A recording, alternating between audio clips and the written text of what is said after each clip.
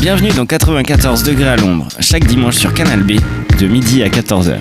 L'émission a pour objectif le maintien des liens entre personnes détenues, leurs familles, leurs proches et leurs amis. L'émission est assurée par des militants et militantes qui souhaitent soutenir la lutte anticarcérale. Vous pouvez laisser vos messages par téléphone tous les dimanches de 10h à 11h30 au 02 99 52 77 66. Par mail à l'adresse 94 degrés à l'ombre @protonmail.com ou par courrier à l'adresse Canal B, 94 degrés à l'ombre, 6 cours des Alliés, 35 000 Rennes. Ces messages seront diffusés dans l'émission 94 degrés à l'ombre sur Canal B. Pour suivre l'actualité de l'émission, retrouvez-nous aussi sur notre page Facebook 94 degrés à l'ombre. A tout de suite.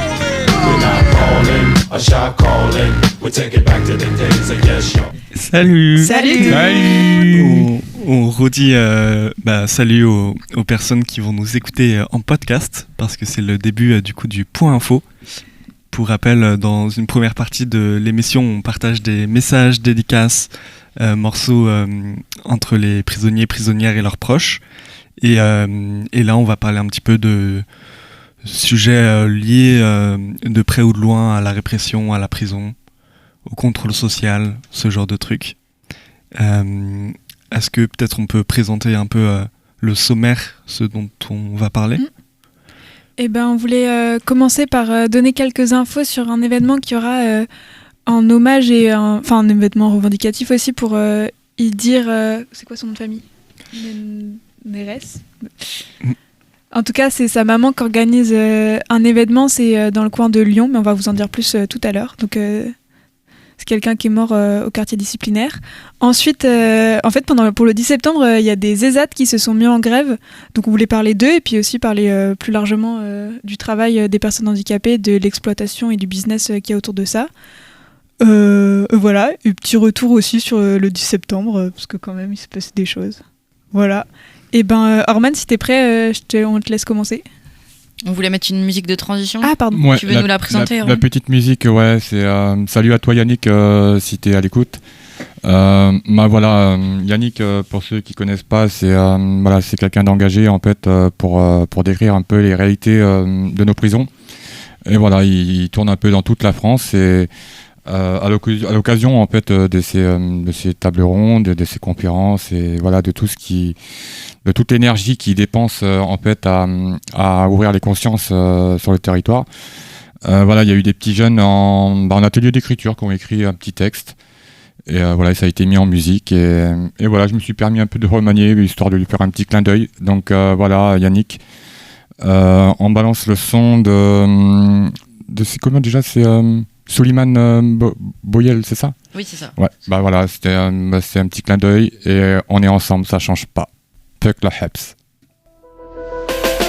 Dans ma tête y'avait des rêves de grandeur. Regardant ces filles, je voyais l'empire, la hauteur, Scarface, les affranchis, réservoirs dogs, les mondes imaginés, des rêves d'or, des gros cloches, je voulais briller, être respecté, imposer ma loi, mais la vie a ses pièges, j'attrape quand t'y crois pas. Mon meilleur pote, lui, prenez pour un frère, il a lâché l'info, malgré dans le gouffre de la guerre, des sirènes criées, la traîtrise ça fait mal, je suis tombé pour trafic international, c'est brutal. De chiffres, une peine qui pèse comme un fardeau, je réfléchis à tout ça. Ma vie a mes choix, les murs se referment, l'ombre de cette trahison, je enferme mes prisonniers, ma propre raison, ma réalité dans la réalité de la prison, loin dans une vie derrière les barreaux, ce n'est pas le temps d'une saison. J'ai rêvé d'une vie de grandeur, j'ai même de me d'exercice en cauchemar dans les eaux de la pénitentiaire. J'ai rêvé d'une vie de grandeur, j'ai même de me d'exercice en cauchemar dans les eaux de la pénitentiaire. Les jours se répètent, chaque matin combat, les regrets s'accumulent, le passé qui ne part pas, je voyais la liberté comme une étoile lueur, maintenant c'est une prison qui m'enferme dans la douleur. Les rêves de pouvoir, de respect, de gloire, se sont évaporés comme la fumée d'un miroir. Les condamnations, c'est la fin d'un cycle, je voulais briser mais la réalité m'a trahi, je renforce un frère, celui qui m'a lâché, ce jour m'a brisé, je me demande si je pourrais pardonner, mais la vie continue, même derrière ces murs, l'espoir d'un jour sortir, d'effacer cette blessure. J'ai rêvé d'une vie de grandeur, j'ai loin de d'exercer les cauchemars dans les eaux de la pénitentiaire.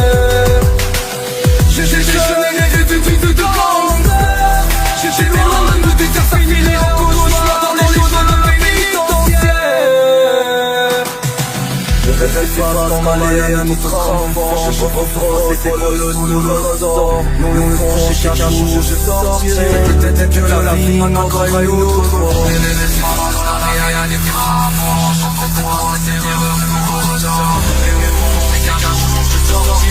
Peut-être que la vie m'attendra une autre fois.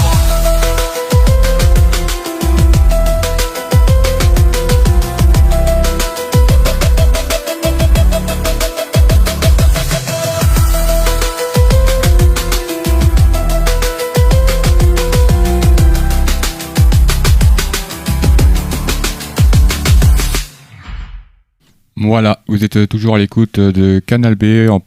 On a commencé le point info et nous allons poursuivre avec une journée un week-end de commémoration pour Idir qui est décédé dans des conditions très très tragiques et très très sombres au quartier disciplinaire. Donc voilà, c'est le combat de sa maman Najette qui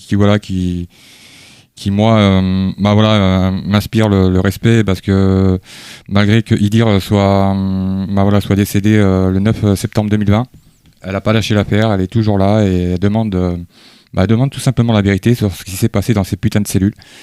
Et voilà, donc il y a eu aussi, il faut le souligner, il y a eu un non-lieu prononcé à l'encontre des surveillants qui étaient soupçonnés d'en être venus aux mains sur Idir. Encore une fois, c'est pas étonnant.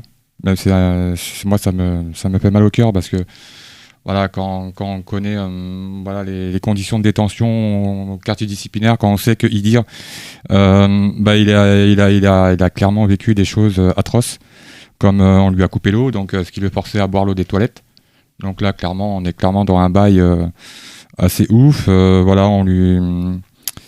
Il y a plein de choses, on lui coupait la lumière, on le privait de dignité, c'était constamment des actions comme ça, inhumaines et barbares, sur un détenu qui plus est détenu au quartier disciplinaire. Donc dans l'ombre de ce qui se passe, les surveillants ils peuvent absolument tout faire. Ils peuvent ouvrir votre cellule et puis vous monter en l'air sans que personne ne voie, hein. C'est clairement ça.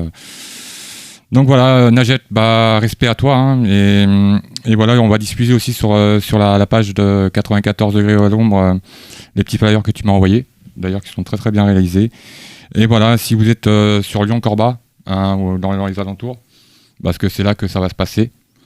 Donc il y aura une journée, un week-end plutôt, d'organiser, tout simplement pour venir soutenir et faire du bruit autour de ça, parce qu'il y a le samedi aussi.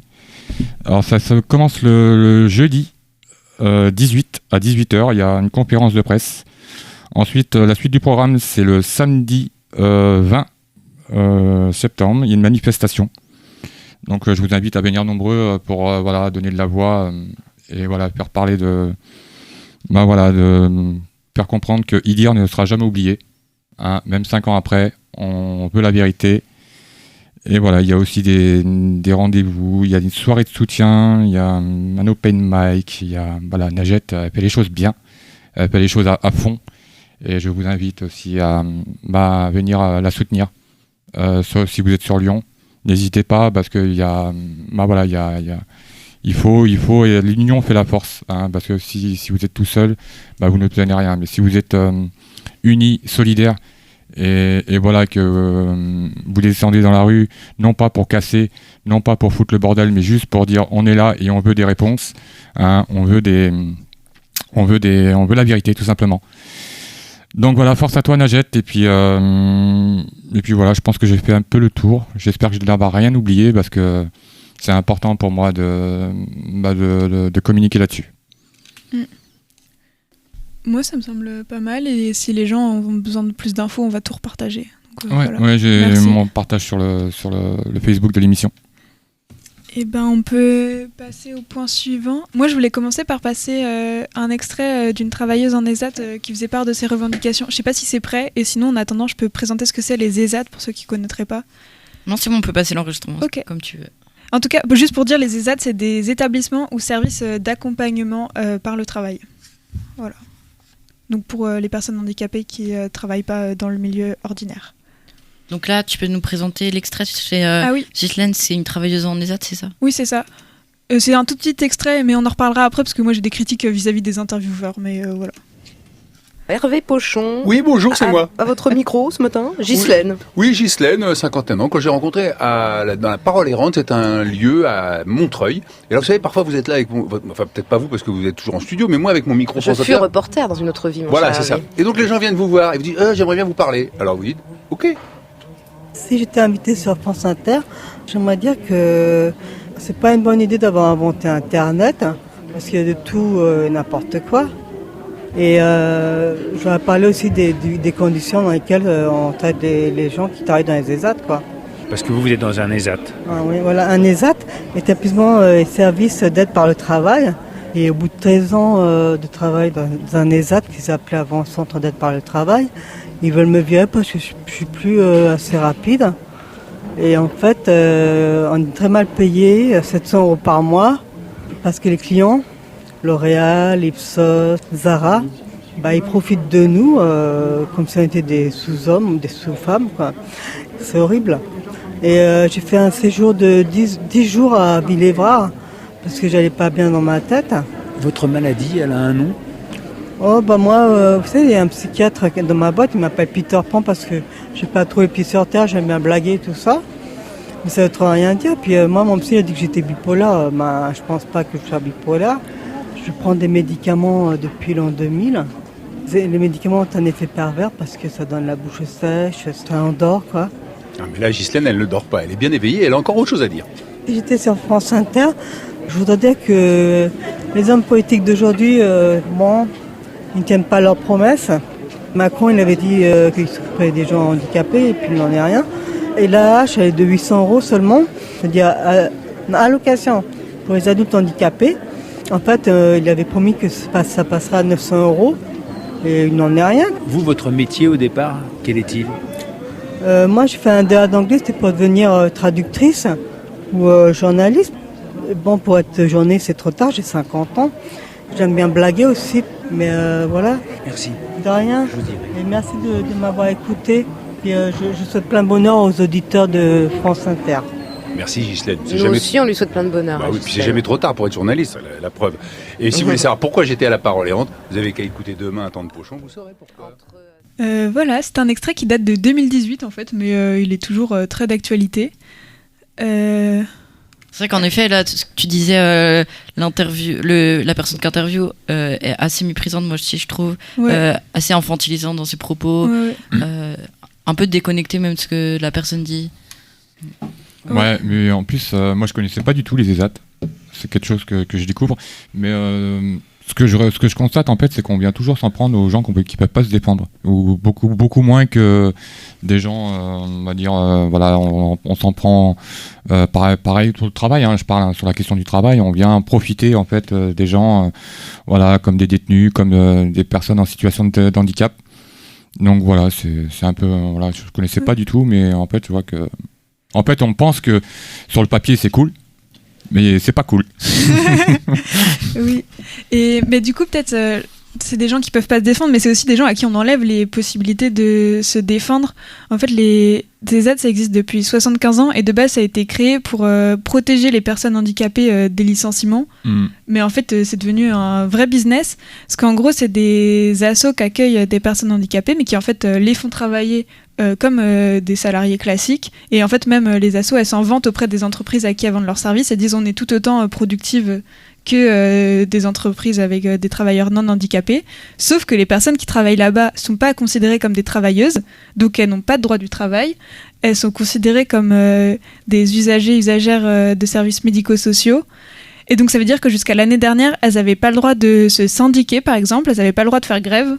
Alors depuis qu'elles ont le droit de faire grève, il y a eu plusieurs grèves, notamment pour des baisses de salaire, des licenciements, des violences psychologiques, des lieux insalubres. Et donc voilà, donc maintenant elles ont le droit de faire grève, mais il y a encore plein de trucs du droit du travail qui sont pas du tout corrects, quoi. Et donc, qu'est-ce que je voulais dire d'autre ? Oui, donc aussi, ça fait qu'elles ont des salaires vraiment, c'est en dessous du SMIC, quoi. Elles sont payées, c'est en moyenne 650 € net par mois pour 35 heures de travail par semaine, qui est parfois complété par l'AAH, mais du coup, ça permet aux assos, aux entreprises de payer beaucoup moins et le reste, c'est payé par l'État, quoi. Pareil, genre les périodes d'essai, ça a été raccourci il y a quelques semaines, mais avant, les périodes d'essai étaient plus longues que dans le travail de milieu classique, donc c'est-à-dire qu'elle pouvait se faire virer. Il y a le stress pendant 1 an de se faire virer de son taf, quoi. Voilà. Et en gros, ça sert aussi beaucoup aux entreprises, parce que donc, les entreprises, au-dessous d'un certain nombre, elles doivent employer 6% de personnes handicapées, et si elles ne le font pas, elles doivent payer une taxe. Je crois que la taxe s'appelle AGFIP, un truc comme ça. Et donc, en gros, là, pour se dédouaner de cette taxe, ce qu'elles font, c'est qu'elles travaillent en partenariat avec des ESAT, elles délèguent certaines tâches et ça leur permet d'échapper en partie à cette taxe de compensation. Ouais. Voilà, en gros, c'est ça. Mais même ce qui me saute un peu aux yeux, parce que moi je découvre un peu de choses, le dossier, c'est que les si peu de marques que j'ai entendues ou que j'ai pu voir, c'est que des grosses marques. C'est L'Oréal, c'est que des grosses multinationales et on vient réduire les coûts de production sur des personnes, alors que tu vois, c'est des manufactures qui ont pignon sur rue, qui génèrent un chiffre d'affaires colossal. Et je sais pas, je comprends pas là. Il y a un truc que j'arrive pas à comprendre. Pourquoi ? C'est aussi. Oui, vas-y, fini. Non, mais c'est ça en fait. Et si tu peux m'éclairer, parce que c'est quand même scandaleux que L'Oréal, des marques comme L'Oréal, tout ça, viennent profiter en fait et faire de la main-d'œuvre pas chère sur le dos des personnes en situation de handicap. Mais c'est pareil aussi dans le domaine pénitentiaire. Quand on voit que l'armée française commence à venir proposer des chantiers aux détenus, et Tefal et j'en passe, des vertes et des pas mûres, des grosses multinationales qui viennent profiter de la main-d'œuvre, de l'exploitation. Pour disons, appelons un chat un chat. Voilà, c'est de l'exploitation pure et dure. Et moi, je comprends pas comment des marques qui ont un capital et un chiffre d'affaires astronomique viennent tout simplement payer à coups de lance-pierre des personnes en situation de faiblesse. Parce que là, on parle des ESAT, donc les travailleurs-travailleuses qui sont pas sous le code du travail, les travailleurs handi, mais ça fait directement lien avec la prison, où les détenus vont travailler en prison et c'est pas soutenu, c'est pas par le code du travail. Donc ça veut dire que les détenus n'ont pas le droit au congé, n'ont pas le droit au chômage, cotisent pas ou très peu pour la retraite. Et en plus, quand tu sors, on te demande si tu as travaillé. En plus, on t'enlève de ton RSA. On t'enlève de tes droits RSA. Ça aussi, c'est une dinguerie. Ça, je vais aussi préparer une intervention là-dessus parce que c'est juste pas normal. Quand t'es payé 200 € et qu'on te demande à la sortie si tu as travaillé, moi, on m'a posé la question. Mais voilà, j'ai quelqu'un de proche qui m'a dit, elle a été honnête. Elle a dit oui, j'ai travaillé. Le RSA, on lui enlève 200 balles sur son RSA, et ça, c'est juste pas normal parce que quand tu touches des salaires pas mirobolants comme ça en détention et qu'on vient te dire oui, en moment j'avais pas travaillé personnellement, c'est sur la période qui a été examinée, mais voilà, moi j'ai dit non, donc voilà, j'ai eu mes droits à 100%, mais en vrai de vrai, quand tu sors du STAR, dis pas que t'as travaillé, parce que voilà, ça va te pénaliser sur tes droits CAF, et voilà, des fois c'est juste scandaleux. Même la séance sociale en fait qui nous a expliqué ça.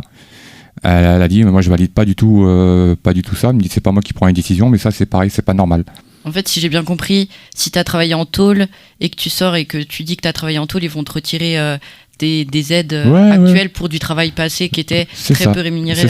C'est ça. Et puis en plus, moi j'ai posé la question justement au fonctionnaire là, qui s'occupait de mon dossier. Il me dit non, vous inquiétez pas, c'est pas pour vous pénaliser, c'est juste pour... En fait, ils t'endorment bien, ils te disent oui, c'est juste pour leur dossier, leur truc. Mais en fait, quand tu as le malheur de dire que tu as travaillé en détention, t'es mort dans le film. Voilà. Moi, je voulais revenir, parce qu'on a parlé plusieurs fois de l'AAH, qui est l'allocation adulte handicapé, et que du coup, pas mal de personnes qui travaillent en ESAT le cumulent avec l'AAH, mais notamment parce qu'il y a un problème structurel du fait que l'AAH est en dessous du seuil de pauvreté. Ce qui fait que en fait, toute personne qui serait effectivement en incapacité de travailler, en fait, continue à être pauvre parce que les aides qui lui sont allouées ne sont pas nécessaires, ne sont pas suffisantes à sa bonne existence. Et jusqu'à récemment, l'AAH, elle était très très mal faite parce que quand tu étais en couple, tu ne pouvais plus la toucher, ou je sais plus, c'était quoi exactement, peut-être quelqu'un peut me rappeler. Quand t'étais marié, En fait, quand tu étais en couple, ça allait, mais en gros, les personnes handicapées, elles étaient un peu forcées de pas se marier parce que du coup, on calculait l'aide qu'elles devaient toucher en fonction du salaire de leur conjointe. Mais ce qui, en fait, déjà, tout le monde a le droit d'avoir un salaire. Enfin, c'est trop bizarre de se dire que du coup, ça te force à être dépendant de la personne avec laquelle tu vis. Et ce qui est hyper dangereux, surtout quand on sait que, par exemple, les femmes handicapées, elles sont 8 sur 10 à vivre des violences dans leur vie, notamment des violences conjugales. Donc en fait, si tu dépends financièrement de la personne avec laquelle tu vis, les possibilités de fuir sont encore plus limitées. Mais ça, heureusement, ça a changé il y a peu de temps grâce au travail des militantes. Et c'est pareil, j'aimerais revenir là sur les ESAT. Ces dernières années, il y a eu quand même... Alors c'est vraiment encore pas parfait, il y a encore beaucoup de choses à faire, mais il y a eu des grandes avancées de droit, notamment grâce au travail des militants handicapés et des autres, quoi. Et du coup, moi j'espère aussi que les syndicats ils vont se saisir de cette question et apporter leur soutien aux travailleurs des ESAT pour que y ait un vrai droit du travail qui s'applique à eux, quoi. Voir qu'il y ait la fin des ESAT, en vrai je crois que c'est une des revendications, c'est que les ESAT n'existent plus et que les travailleurs handicapés aient la possibilité de travailler en milieu ordinaire, donc aussi d'avoir plus de choix dans les métiers qu'ils peuvent exercer, parce que là en vrai c'est des tâches très répétitives, très chiantes, t'as pas le choix de ce que tu fais, quoi. Et avoir un vrai salaire, avoir des congés, de chômage, etc. Ça peut être pas mal, oui. Oui, les sortir de la précarité pour arrêter une exploitation aussi massive et structurelle. De toute façon, en France, on a aussi quand même la RQTH qui a la reconnaissance de la qualité du travailleur handicapé. Donc c'est aussi quelque chose qui devrait peut-être un peu plus se normaliser pour que les personnes handicapées puissent quand même avoir des conditions de travail qui sont adaptées à leurs besoins et plus globalement juste l'abolition du travail, mais ça c'est pour dans plus longtemps, donc Mais oui, c'est ça, en vrai on peut revenir aussi sur cette idée, on avait lu un article d'une militante, je sais plus comment elle s'appelle, qui disait aussi qu'il y avait un peu cette idée que d'un coup pour les personnes handicapées le travail ça serait émancipateur, mais pareil dans les prisons tu vois un truc émancipateur, vecteur d'insertion et tout, là où à gauche on est capable de travailler, de critiquer le travail comme une forme d'exploitation aussi et de vol de son travail, même si en vrai... Vas-y Romain. Non, mais vas-y, je termine. Ok. Et que après, moi j'entends que quand on est en tôle, en vrai, travailler, ça permet d'avoir une activité, ça permet de s'en sortir mieux financièrement. Et pareil, quand on est handicapé, on a le droit de vouloir participer à la société et tout. Mais juste, c'est trop bizarre. Enfin, je pense qu'il y a des gens et c'est trop dur pour eux de travailler. C'est bien. Enfin, des aides pour tout le monde, s'il vous plaît. Oui, pour rebondir, en fait, ça j'avais déjà évoqué par le passé, mais c'est vrai que pour faire un parallèle avec l'administration pénitentiaire et le travail, c'est-à-dire que c'est même pas en fait c'est un mauvais message envoyé en ce qui concerne le travail pénitentiaire, parce que c'est des menaces. En fait, on te contraint à travailler, et encore quand tu as de la place, parce que forcément on te dit oui, si tu fais pas aucune demande de travail, tu n'auras pas de RPS, voilà, on te fait un peu chanter là-dessus, et voilà, et voilà, on te donne pas l'envie de travailler, on t'oblige. Donc forcément ça te donne pas envie d'aller bosser le matin, surtout pour les salaires qu'on paye, surtout que t'as toujours la hantise de te blesser, de tomber, de te faire mal, parce que en cas de blessure, c'est pour ta pomme, tu restes en cellule mais t'es pas payé. Les cotisations chômage, que dalle. Et voilà, donc il y a eu des progrès de fait, c'est vrai, il faut le souligner, mais c'est des progrès de miséreux, quoi. C'est des petites miettes qu'on balance comme ça pour dire regardez, on n'est pas si inhumain que ça, mais en vrai, fuck. C'est des vrais salaires, des vrais, voilà, il faut que le travail, voilà, et il faut arrêter faut valoriser le travail, c'est surtout ça, et puis surtout proposer des formations et voilà, des formations, oui, qualifiantes et responsabilisantes, pas des formations voilà, que on ménage, franchement, Oxy APH, là tout le monde peut le faire, moi je peux le faire, demain je postule pour un truc d'entretien, je vais être embauché. Non, des vraies formations qui permettront de coucher sur un CV, voilà, un truc sérieux, et de reprendre une vie voilà, avec une situation assez correcte. Là, si je comprends bien, tu fais référence aux formations un peu nulles qu'on te fait faire en prison, soi-disant pour insertion, où on t'apprend genre à faire le ménage, alors que c'est des trucs que tout le monde sait faire, mais c'est pour que la prison ait bonne conscience en mode elle offre des formations de réinsertion. Il n'y a pas que des abrutis en prison, il y a des gens qui ont un cerveau, qui ont un truc, et on n'exploite pas ça. On propose que des formations éclatées au sol, qui font pas rêver. Or que je pense que si il y avait des formations un peu plus qualifiantes et un peu plus valorisantes, il y aurait beaucoup plus de monde qui irait en formation, et forcément ça contribuerait à une réinsertion beaucoup plus épanouie et réussie. en tout cas plus pertinente. C'est que là, la réinsertion, c'est juste pour se réinsérer dans une classe prolétarienne directement dans des jobs mal payés, dans de la précarité en fait, et ça entretient une ségrégation sociale entre les pauvres et les riches, les personnes qui ont fait la tôle et non, et les personnes handies et les personnes qui sont valides et qui peuvent travailler dans les secteurs qu'elles veulent, alors que les personnes handies vont être beaucoup plus limitées dans les postes qu'on leur propose avec des... Enfin bref. Ouais. Et d'ailleurs, dans ce que je lisais, je ne sais pas si c'est encore totalement le cas aujourd'hui, etc., mais la majorité des contrats en ESAT sont des contrats de 35 heures, et avec la même pression à la productivité que dans les entreprises, etc. Du coup, c'est vraiment les mêmes tâches, entre guillemets, que dans des entreprises, juste payées moitié moins ou beaucoup moins, quoi. Mais c'est concrètement les mêmes formes de travail, et du coup... Il y a vraiment ce truc où il n'y a rien qui justifie que les personnes soient moins payées, si ce n'est qu'elles sont handicapées. Du coup, c'est un motif valable apparemment pour les pouvoirs publics, quoi. Je voulais revenir aussi sur ce que tu disais, Roman. Tu parlais des marques qui font travailler, des grosses entreprises qui font travailler les ESAT pour se dédouaner notamment de payer correctement des travailleurs, travailleuses. Ouais. Et j'ai l'impression qu'aussi elles font vraiment bonne conscience là-dessus en vendant leurs produits, en disant on fait travailler les pauvres petits travailleurs, travailleuses handicapés. Si vous achetez ce produit, vous contribuez à les rendre plus heureux. Mais je pense que c'est pareil. C'est l'hypocrisie, ça. Oui, c'est ça. C'est vraiment la bonne conscience de l'entreprise. Mais je pense qu'on trouve pareil pour les produits qui sont fabriqués aussi par les détenus. Et juste si vous avez l'air beaucoup plus informés sur le sujet, est-ce qu'elles n'ont pas un intérêt, ces entreprises, justement, est-ce qu'elles n'ont pas des baisses d'impôts ou des baisses de charges, je sais pas, un truc d'intérêt financier? Il me semble qu'il y a quand même des trucs où ils ont des taux de personnes handicapées à respecter dans les entreprises.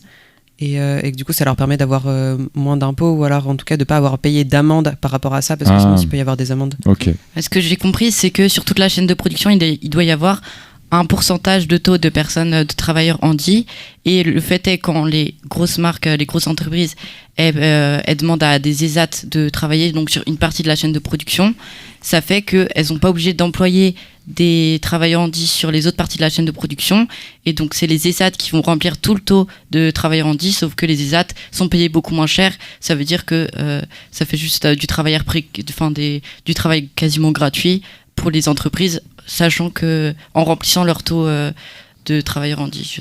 Je sais pas si quelqu'un veut réexpliquer si c'est clair. Si, c'est exactement ce que tu as dit, ouais. En gros, elles ont des amendes, mais comme elles embauchent par ailleurs, qu'elles délèguent une partie du travail à des ESAT, ça leur exonère une partie des amendes parce qu'elles embauchent aucune personne handicapée. Okay. Et aussi, en gros, du coup, au lieu de payer un SMIC à 1003, 1005, j'imagine avec les charges, et elles ont juste 750 balles à donner, et le reste c'est payé par l'État. Et mais en vrai c'est une dinguerie, tu vois, il y a comment il s'appelle l'autre là qui est parti, Bayrou, il nous dit oui on a plus assez de sous et tout, mais en fait t'es là, mais il dit aux entreprises déjà de payer tous leurs salariés, tous leurs travailleurs, au lieu que ça revienne aux impôts de tout le monde, quoi. C'est ça. Et moi, je voulais rebondir sur ce que Oscar, toi, tu racontais tout à l'heure sur un peu la bonne conscience des entreprises qui embauchent des personnes handicapées, ou même les consommateurs et les consommatrices qui se font aussi une bonne conscience en achetant des produits qui ont été fabriqués par des personnes handicapées, et où c'est normal parce qu'on nous le vend comme ça, mais c'est aussi peut-être réfléchir un peu plus loin et se dire qu'en fait, arrêter de faire une différenciation entre le travail des personnes handies et les personnes valides et non handicapées. Et ça me fait penser, tout à l'heure on parlait du Café Joyeux, qui est une chaîne de café qui embauche des personnes handicapées. On en a une à Rennes. Et ce qui est un peu intéressant à relever sur cette entreprise, c'est qu'elle a été fondée par des personnes d'extrême droite, et elle est financée par la Galaxie Sterrin, donc Pierre-Édouard Sterrin, qui est un milliardaire d'extrême droite, dont le projet politique c'est de faire remporter l'extrême droite culturellement et politiquement dans les urnes aux prochaines élections. Et que du coup, en fait, il y a quand même un lien à faire avec l'extrême droite et cette façon de percevoir le handicap et les personnes handicapées, comme des personnes qu'on va aider, qui auraient besoin de notre aide, dont on va faire part de charité chrétienne, mais je dirais même plutôt de charité bourgeoise en vrai, un peu ce truc de on va les aider parce qu'on a de bon cœur et on va donner un petit peu notre argent, on va aider un petit faibles, tout ça. Ouais, non, mais voilà, ça, c'est vraiment cette idée-là, quoi. Ouais, c'est histoire de charmer un peu leurs électeurs. Voilà, regardez ce qu'on fait, on n'est pas des monstres. Oui. Mais voilà, c'est de la para, c'est juste. Mais pour moi, il y a un truc très ironique de en mode, c'est des milliardaires qui en fait, c'est eux qui appauvrissent la population. Et après, pour se donner conscience, ils vont donner des petites miettes à ceux qui ont le moins, plutôt que de répartir les richesses dès le début, quoi. Ouais, le confort de certains contribue au jour compliqué. Je veux dire, c'est pas facile. Il y a des personnes pour qui c'est très très compliqué de vivre, surtout quand on voit que les salaires n'augmentent pas et que tout augmente. Le prix moi j'étais un peu perdu en sortant de détention quand j'ai vu les prix. Je dis attends, il y a un problème là. Ça c'est la France à Macron. J'ai vraiment pété mon crâne, mais j'étais totalement désorienté par rapport au prix de la vie et oui, un truc qui coûtait 2 € à l'époque, maintenant il en coûte 7. Je te dis mais attends, il s'est passé quoi là? Et ouais, ça a de quoi un peu désorienter quand vous sortez d'une longue peine d'incarcération. Et pareil, sur le vernis un petit peu de respectabilité ou de bonne conscience qu'il peut y avoir, je trouve que c'est vraiment frappant de voir que l'insertion sociale, entre grosses guillemets, ou la réinsertion sociale en ce qui concerne les personnes détenues, ça se fonde uniquement sur la mise au travail des personnes, en fait. Et je trouve que c'est hyper idéologique et teinté politiquement de considérer que ton lien avec la société, c'est juste le travail, alors qu'il y a plein d'autres manières d'être en lien avec les personnes. Il y a plein de personnes qui travaillent pas et qui kiffent. Et voilà, je trouve que c'est fou de dire la manière dont on va insérer les gens dans la société, ça va être les mettre au travail. Et puis il y a aussi un truc du coup on va absolument insérer les personnes handicapées comme si elles devaient faire partie de la société d'une certaine façon, et on laisse pas forcément les espaces d'auto-organisation des personnes marginalisées et opprimées pour créer leur propre lieu de sociabilité, et c'est particulièrement prégnant chez les personnes handicapées qu'on va souvent isoler, qu'on va laisser avec des aidants-aidantes chez elles sans leur laisser la possibilité de créer des communautés entre personnes handi, d'autosupport, etc. Et je trouve que c'est aussi important de le souligner. Voilà. Après, comment dire ? Non, mais c'est juste, en vrai, il y a plein de personnes handi qui sont enfermées entre elles aussi, en mode, je pense aux IME, aux trucs comme ça. Enfin, même les ESAT, tu vois, il y a une forme... du coup, c'est pas de la non-mixité, en fait, c'est de la ségrégation imposée. Je sais pas comment tu réfléchirais, tu dirais la différence entre des espaces d'auto-organisation et des espaces de ségrégation, un peu, où tu mets des personnes qui ont des points communs ensemble, mais... Enfin, je sais pas, toi, tu le différencierais comment, les deux ? T'expliquerais la possibilité de le choisir et d'avoir... c'est-à-dire que par exemple dans les ESAT, c'est de la ségrégation parce que notamment ils vont avoir des supérieurs hiérarchiques qui sont des personnes valides qui vont faire de l'exploitation du travail des personnes, alors que je sais pas, des espaces d'auto-organisation et d'autosupport, ça va vraiment être les personnes qui vont se gérer entre elles et eux pour voir leur vie ensemble.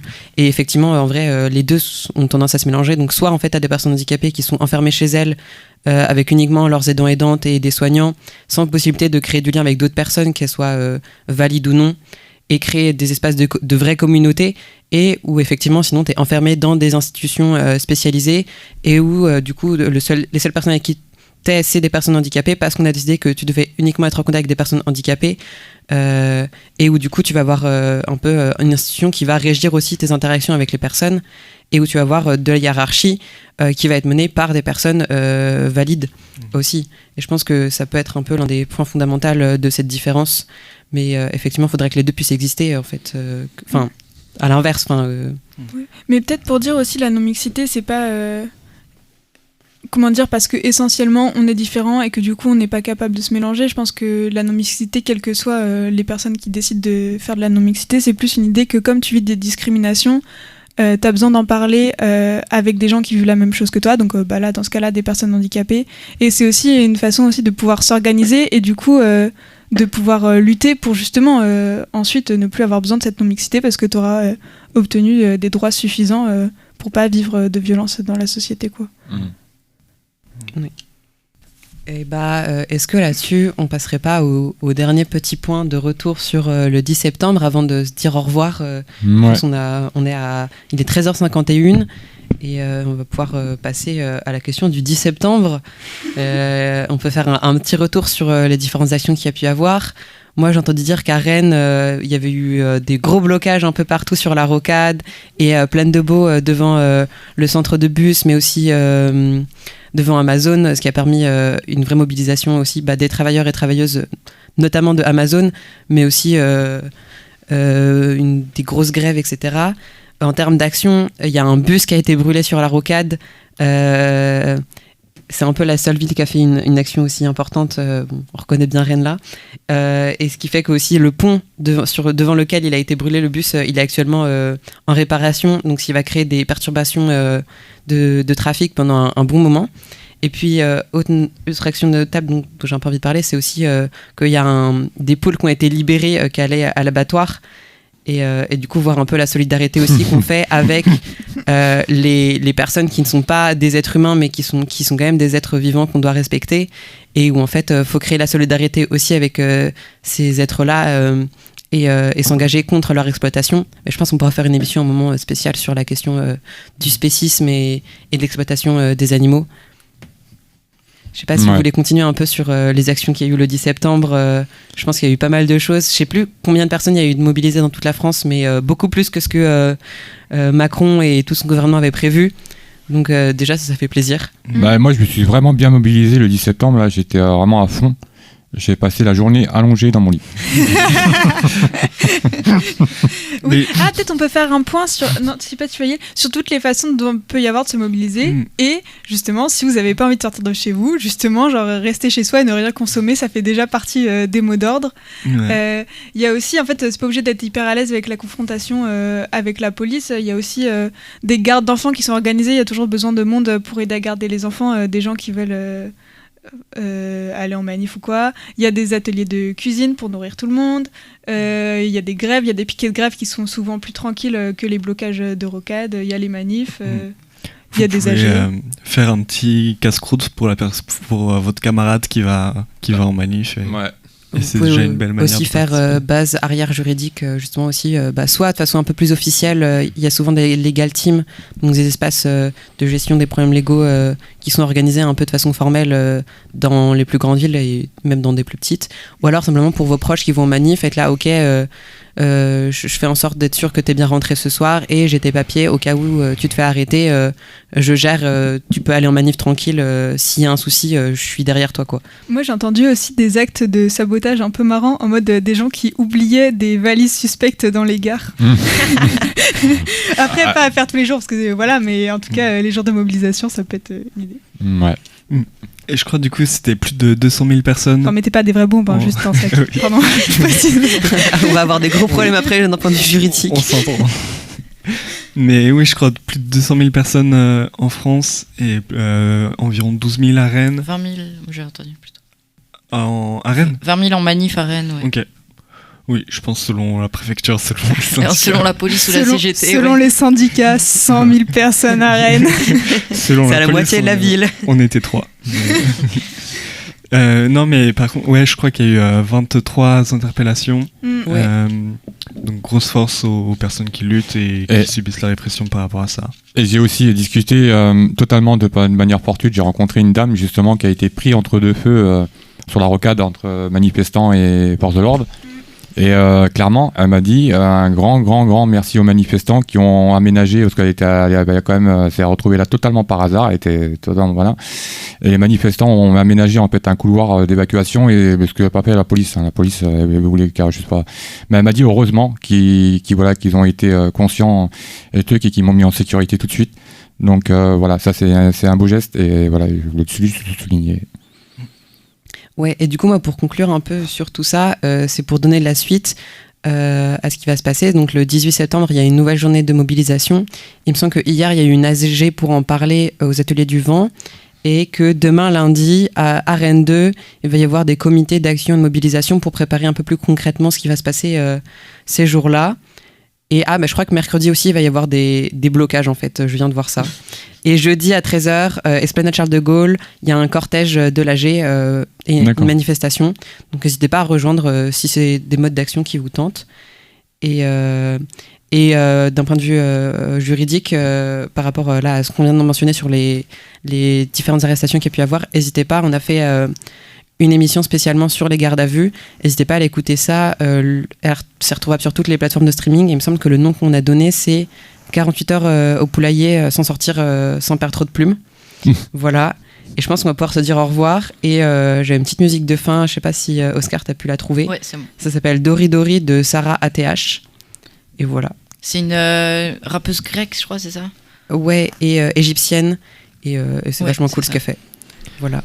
On vous fait des gros bisous en tout cas. Ouais.